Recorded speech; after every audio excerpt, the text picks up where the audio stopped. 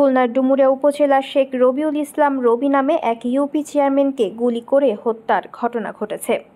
তিনি উপজেলার শরাফপুর ইউনিয়নের চেয়ারম্যান। শনিবার রাত 10টার দিকে খুলনা সাতক্ষীরা মহাসড়কের ডুমুরিয়ার গুটুদিয়া ওয়াবদার মোড়ে তাকে গুলি করা হয়। পুলিশ ও স্থানীয়রা জানান, রবিউল ইসলাম সন্ধ্যায় উপজেলা আওয়ামী লীগের বর্ধিত সভায় অংশগ্রহণ শেষে রাত 8:30টার দিকে মোটরসাইকেলে করে খুলনা মহানগরীর বাসায় ফিরছিলেন।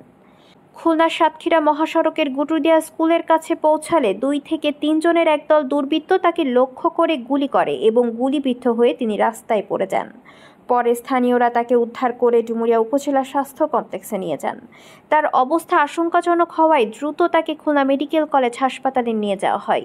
সেখানে চিকিৎসক রবিউলকে মৃত বলে ঘোষণা করেন।